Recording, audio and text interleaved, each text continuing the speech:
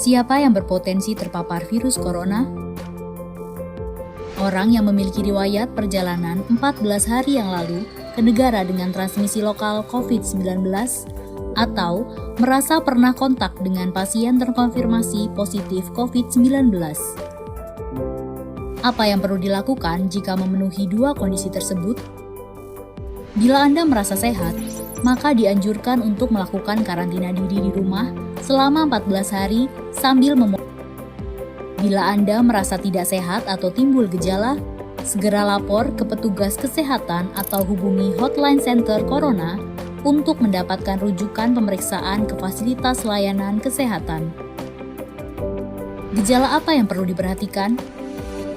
Demam melebihi 38 derajat Celcius, batuk atau pilek, sakit tenggorokan, sesak atau gangguan pernafasan. Apakah perlu langsung datang ke layanan kesehatan? Apabila gejalanya ringan, utamakan menghubungi Hotline Center Corona atau rumah sakit rujukan terdekat untuk mendapatkan informasi mengenai langkah selanjutnya. Sambil mencari informasi, ini yang perlu dilakukan. Tetap hindari keluar dari rumah, istirahat yang cukup, banyak minum air putih dan makan makanan bergizi, mempraktekkan kebiasaan bersih seperti cuci tangan, dan membersihkan area-area yang tersentuh permukaan tangan. Gunakan masker agar percikan dari batuk atau bersin tidak mengenai orang lain, bahkan di dalam rumah sekalipun. Kapan harus mencari bantuan medis tambahan? Bila gejala yang dirasakan cukup parah, misalnya sesak nafas berat, atau apabila Anda dalam klasifikasi kelompok rentan karena berusia lebih dari 60 tahun, memiliki penyakit kronis seperti diabetes, hipertensi, gangguan imun, ada riwayat sakit pernafasan, dan lainnya. Apa yang perlu dilakukan bila gejala berlanjut dan harus ke fasilitas kesehatan? Gunakan masker saat keluar rumah. Praktekkan etika batuk dan bersin yang benar dengan menutup dengan siku atau tisu. Hindari menggunakan transportasi publik. Bagaimana tahapan screening pasien di fasilitas pelayanan kesehatan?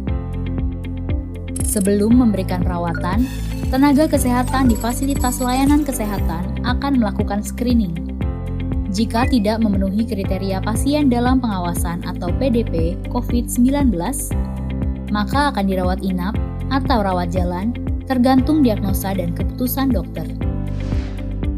Jika memenuhi kriteria pasien dalam pengawasan COVID-19, maka akan dirujuk ke salah satu rumah sakit rujukan, didampingi oleh tenaga kesehatan yang menggunakan alat pelindung diri atau APD. Di rumah sakit rujukan, spesimen pasien diambil untuk pemeriksaan lab dan pasien akan ditempatkan di ruang isolasi.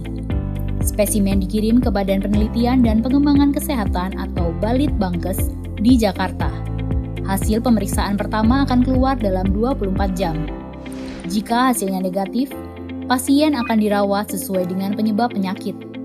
Jika positif, maka pasien akan dinyatakan sebagai penderita COVID-19, diambil sampel setiap hari, dan baru akan keluar dari ruang isolasi jika pemeriksaan sampel 2 kali berturut-turut hasilnya negatif. Itulah informasi dan protokol kesehatan untuk masalah COVID-19 yang perlu diikuti oleh masyarakat. Sakit akibat virus corona dapat disembuhkan. Namun begitu, lebih baik mencegah dan tidak menularkan kepada mereka yang lebih rentan.